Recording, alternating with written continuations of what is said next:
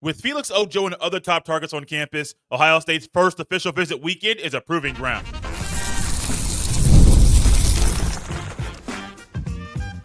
You are Locked On Buckeyes, your daily podcast on the Ohio State Buckeyes. Part of the Locked On Podcast Network, your team every day. Welcome in, Buckeye fans, to your Feel Good Friday edition of Locked On Buckeye, which is your daily Ohio State podcast, part of Locked On Podcast Network, your team every day. I'm your host, Jay Stevens, that's your sports talk host, delivering passionate coverage about your Buckeyes. And during today's show, we will discuss the importance of Ohio State locking down the state of Ohio during official visit season, as well as some of the biggest recruits that'll be on campus today. But first, official visits are huge for Ohio State to continue to stockpile their 2026 recruiting class with elite talent. There are numerous guys that are already in this group. There are 13 total verbal commitments already. That's a great start. They've already set a great foundation.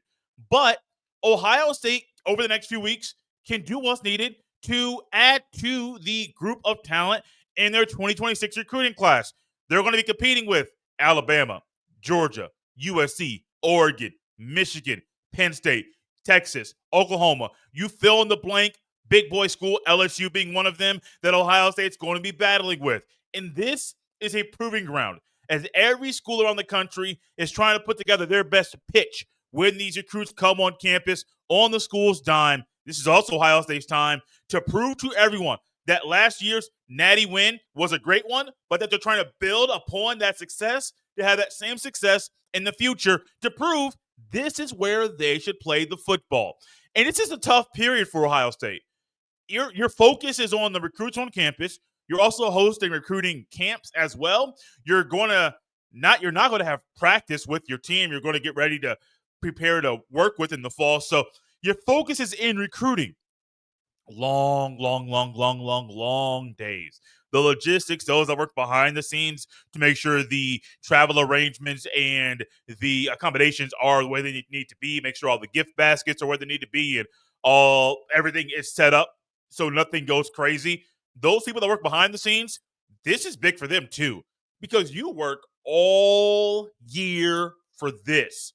The moment when you get guys like Felix Ojo and others, Savion Hiter, Xavier Griffin, and others, those are some of the five-star recruits that'll be on campus this weekend. There'll be 12 total recruits on campus this weekend during the first official visit weekend around the country, not just for Ohio State, but for anybody. It opens today. And if I'm Ryan Day, my focus is going to be on making sure I keep the main thing. I keep going back to a comment that Jason Witten made when his son came on campus in the spring, talking about how Ohio State is different from some of the other big boy schools in the sport in the best way, not a different in a bad way, different in the right kind of way to attract a former NFL vet to really give great consideration to his son playing football at Ohio State. I believe his son is, I want to say he's a tight end down there in Texas. Position might be wrong, but I do know his son's one of those kids that's going to get attention from everybody. And when Jason Witten makes a comment that Ohio State is better in the best way, that speaks volumes about Ryan Day, the culture that he's created, the players he's brought in, the type of hires he's made. It speaks volumes about him. But also, let's keep it in mind that Ryan Day is one person. And in recruiting, especially during official visits, you have to lean on so many people. Your position coaches, you got to lean on your recruiting staff that you have hired to put together that is not their Super Bowl, but you may as well say it's a Super Bowl because it's not just a one-day event. It's a month-long thing where this is what you work for. You try to make sure you do all of your due diligence to make sure that the guys that are around you are doing their job and looking at all the not scouting reports, all the film and the evaluations and the projections for these athletes. This is for you. This is for them. An official visit season is great, but there have been times, I don't mean to be negative here on a Friday, especially on a feel-good Friday, but the context and reality is there are times that Ohio State doesn't knock these visits out of the park. There are times that big-time recruits come in that are trying to be lured and pulled every which way, where they come to Ohio State and they go somewhere else and they're like, oh, that school's for me. Why is that the case? Is it a financial benefit? Maybe. Is it because they truly believe that they can be developed at a another school better than they could at Ohio State, that could also be true. But there are times that visits don't go the way they should go. I remember a visit a couple years ago now, forget the exact year, but Mateo Uiagalelei, I believe he was a visitor to Ohio State, and I thought, oh man, Buckeyes are going to get him. The next thing you know, Oregon got him. This year, Dylan Thieneman, the top safety in the portal, former Purdue Boilermaker, I thought for sure with Lathan Ransom leaving and Caleb Downs still at Ohio State, that's an easy spot to fill. I believe he had a couple years left to play the college football. I thought Ohio State was the ideal spot for Dylan Thieneman. What do you find? He went to Oregon. And so while that's the case, where there have been some recruits, and that's just a couple. There was a young man, I believe from Cleveland, in the last recruiting cycle that ended up going to Oregon over Ohio State. So it's not just a couple guys. Oregon's beat out Ohio State for a lot of recruits. Derek Harmon, big boy D tackle. I mean, we can go on and on. But that's what you're going to have to deal with. Guys that weren't in your conference previously, schools that are now in your conference that have great pitches, that have great recruiting staffs to win them almost like this. But while that's a negative, here's the reality as well. It's the Ohio State University, the reigning national champions in college football, the first team to win the 12-team playoff format, the team that has a top 2 coach in the sport, a team that has a history of success, a team that just had 14 guys get drafted into the National Football League and had others get picked up in the undrafted free agent market. That's a school that some of these guys are coming to visit this weekend. And I understand that Oregon and Texas and USC and Oklahoma and Florida State and Miami and Alabama and Georgia Tech, Clemson, South Carolina. I understand SMU. I can go on the list of all these schools. They have great things going for them too. But none of them, absolutely none of them, have going on for them what Ohio State currently has going on for them right now. And Ohio State also has holes. If I'm an offensive lineman, why wouldn't I want to go to Ohio State? We're a school that really has not done the best at O-line recruiting, showed that they could develop in a big way last year, has a new O-line recruit, already has stockpiled 3 verbal commitments in a month span of guys that are high-quality athletes, high-quality individuals. And if he's coming in and making that kind of impact already, why wouldn't I want to consider Ohio State? Oh, D-line, it's Larry Johnson. Yeah, Larry Johnson hasn't hit on all of the big-time recruits like some others have, but he's developed the guys in his room, which is why you can look at the D-tackle depth and say, well, there's a lot of unproven talent there. Okay, cool. That's true. There's also a lot of potential. There's also a lot of really talented guys that are ready for a bigger stage. So I get what other schools have at their disposal, and I understand the recruiting pitches are going to be great, but none of them at the elite level are able, really none of them in the country at all, are able to recruit and to pitch what Ohio State is able to pitch right now. None of them. None of them are. And while none of them are, there are some big time recruits. I mean, a few 5-stars coming in that'll be on campus today that will need to hear a great pitch from Ohio State to lean into being a Buckeye in the future. This episode is brought to you by FanDuel. The NBA playoffs are in full swing, and every night delivers highlight-worthy performances, major momentum shifts, and can't miss moments. Whether it's a game-winning shot or a breakout player, there's never been a better time to get in on the action.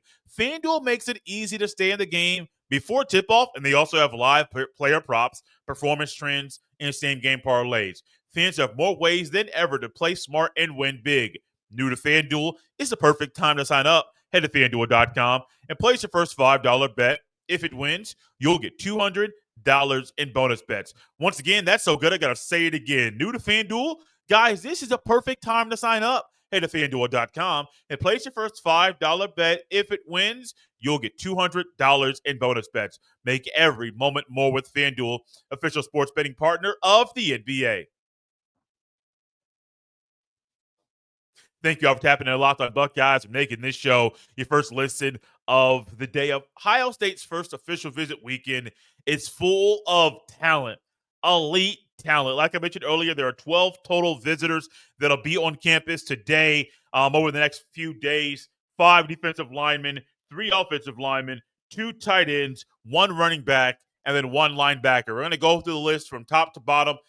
Just look at the visitors that'll be at Ohio State this weekend, and just look at what could come if Ohio State knocks these visits out of the park. The 5 stars, there are 3 of them. Felix Ojo, offensive tackle, Savion Hiter, running back, and Xavier Griffin is a linebacker from Gainesville, Georgia. Some 4 stars, numerous ones. Jake Cruel, he's an edge from Bradenton, Florida, out of IMG. Luke Waffles, an edge. Mac Sutter is an edge. Kerry Wilder is also an edge, and the rest are 3 stars. Breck Colajay is an interior offensive lineman. Preston Carey, D lineman. Corbin Fordham, tight end. He's also already verbally committed to be a Buckeye in the future. Cameron Brickle is a D lineman. Aaron Thomas is an offensive tackle. Like I mentioned, 3 5 stars. They got 5 D linemen, 3 O linemen, 2 tight ends, 1 running back, and 1 linebacker. The biggest name of them all is Felix Ojo. Name a school in the country. I mean, any of the elite schools in the country, they've offered him. They're trying to get his attention. They are trying to lure him to play football for them. And the fact that he's coming to Ohio State first is huge because Ohio State generally has their big official visit weekend later in the cycle. I think weekend 3 or 4 is generally when Ohio State brings in their big recruits. But the fact that Ohio State can bring him in with the guy who's already verbally committed, along with a couple other 5 stars in Savion Hiter, who's a really good back. My goodness, that would be a great get for Carlos Loughlin. And then also Xavier Griffin, who's another really good player. Like 5-star or not, don't really matter to me. He's a dog from Gainesville, Georgia. The fact that he could bring him in with those 2 5-stars and then a guy who's already verbally committed, that's huge. Because you're going to be on campus with other guys. You're like, can I play with him as a running back? Do I want that big boy blocking for me? You might say yes. Okay, well, where is he going to go? What is he doing right now? And Ohio State gets the first crack at him. And back when I sold cars, one of the best things that our sales managers told us was treat people like you are their first stop. Now, in this situation, you literally are the first stop. And a lot of times I'm going to get to one of the second, or I am the first stop when people come in to buy cars. But they said, treat them like you're the first stop because you want to give them your best attention. You want to give them your all. You're going to follow the road to the sale to a T. Treat them like you are the first stop. Okay, great. And there have been times where literally people will come in and say, well, you're the first place I'm coming. But I got an appointment at this dealership across town after this one, and then I got another appointment on the south side after this one. They got another appointment back on this side. So you're telling me already you have 4 appointments, and I'm the first one you're going to come to. You're going to drive all around town looking for a car that I already have on my lot, that the dealership I work for has already done the inspection that other people won't do, that we have a track record of success, and you're still going to tell me you're going to go other places because you still want to do your due diligence and do what you feel is right for you. Great. That's your due diligence. That's what you feel is right. But I get the first crack at it. And with me getting the first crack at it, and our dealership at the time, it was rare for you to leave the dealership, go somewhere else, and then not come back to buy the car that you just got. Now, it's not a bulletproof thing. We weren't batting 1,000, but there was a track record of success that if you did what you needed to do while that person was there on the dealership, doing a complete walk around, walking around the customer's trade-in, walking around and really getting detailed about what they want, what specifics are they looking for in a car. Yes, they are coming in to look for a specific car that they saw online, but maybe the car they came in to look at doesn't have the necessities they need for a car that they want to drive every single day. And so you do your job. You do what you need to do to sell the car. You're getting the first crack at it. Let the chips fall where they may. You're going to win some. You're going to lose some. But in regards to this, you got to knock it out of the park with Felix Ojo. There's no ifs, ands, or buts about it. You got to. About a week or 2 now ago, Jackson Cantwell, another top offensive tackle, and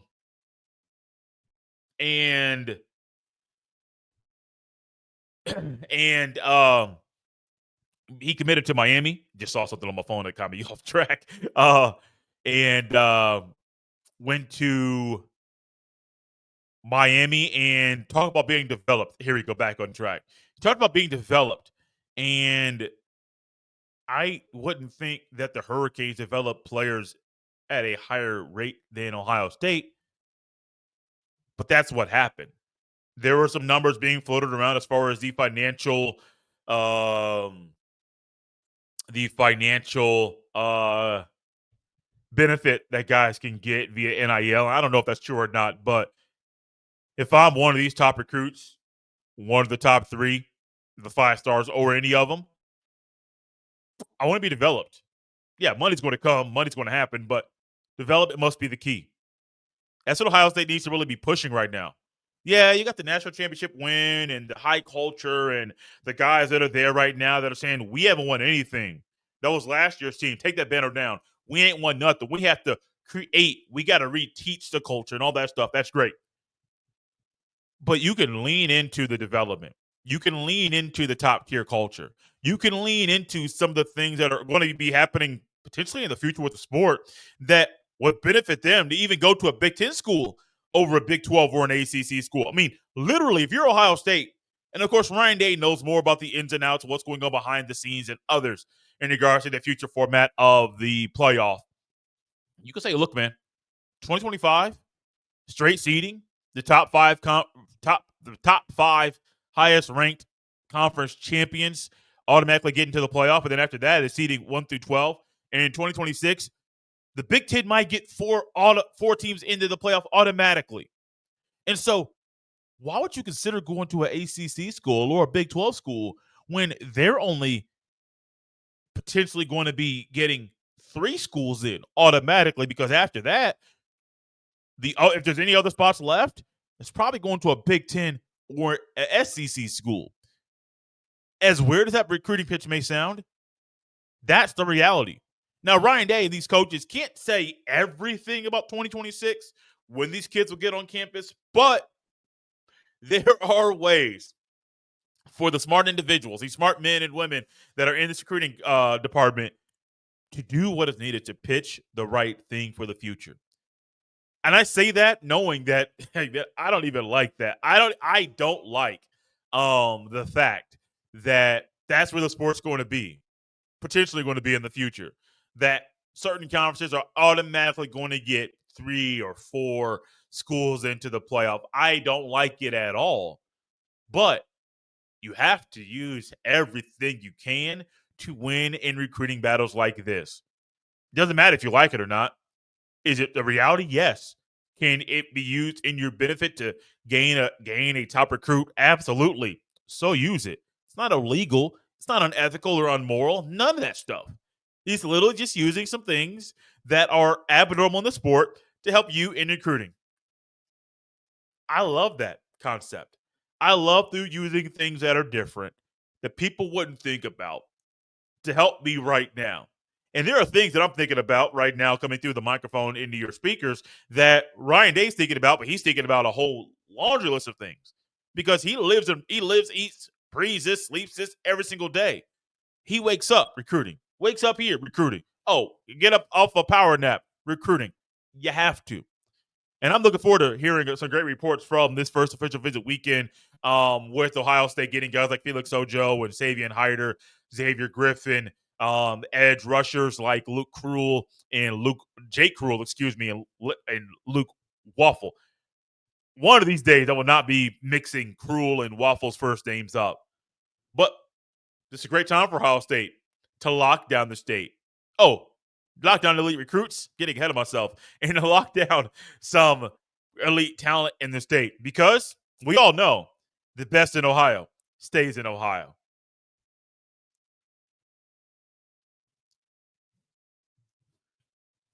Thank you all for tapping in Locked on Buckeyes and making this show your first listen of the day. One thing I love about Ryan Day over the past couple of weeks and last couple of years is putting a greater emphasis on the state of Ohio in recruiting. Now, he's always been an emphasis, and even Urban Meyer and Tressel realized you got to lock down the state.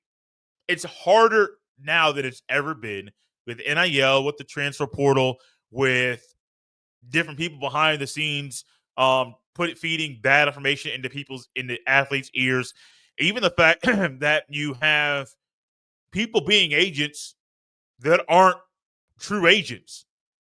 There's no board that these people have to be a part of. There's no test or clearing house maybe for agents. They don't have any of that. So not only do you have the portal, not only do you have NIL, not only do you have conference expansion, not only do you have playoff expansion in a new format in 2026 and 2025, you also have people that are trying to be in the ear of these athletes that have absolutely no credentials or no business being in the ears of these athletes. It's very, very, very, very, very, very, very tough. It's one of those things that I believe right now is going to keep a lot of coaches up at night, getting very little sleep because of how difficult this period is for coaches in college football. But it's what you signed up for. You signed the contract. No one put a gun to your head to make you sign that contract. You signed the contract. You saw the extension. You signed that thing too. You're signing and saying, I want to be here. I want to grind. I want to work to be the best we can be. And while that is what you're working for, remember, the best in Ohio stay in Ohio. I can name any school out there. Oregon, okay. Michigan, cool. Michigan State, of course. West Virginia, Penn State, Rutgers. I'm naming schools that aren't top tier schools, but what are they trying to do? Steal elite talent from Ohio. Purdue, Indiana, Notre Dame, Kentucky, Tennessee, Vanderbilt. These are all schools that are right around Ohio State. And what are they trying to do? Take talent from Ohio State. But then if you want to broaden your scope and go outside of the geographic region we have already mapped out, you can go to Georgia, South Carolina, North Carolina, Mississippi, Alabama, Louisiana, Florida. What are you finding? I'm in one portion of the country, but one thing remains the same. All these schools that have been named want to pull talent from Ohio State. And Ohio State recently has done some great things with going back to the Glenville pipeline and keeping that thing open. And there should be no doubt in anybody's mind that kids that are at Glenville, if they're a top recruit, if Ohio State's going after them, it should almost be a done deal automatically, even before a visit, that guy's going to come to Ohio State. It's just what you do. Now, I don't always buy into certain states out there needing to lock down their state. However, I do believe that if you are a state school, you should have no problem locking down your state with all the top talent inside there.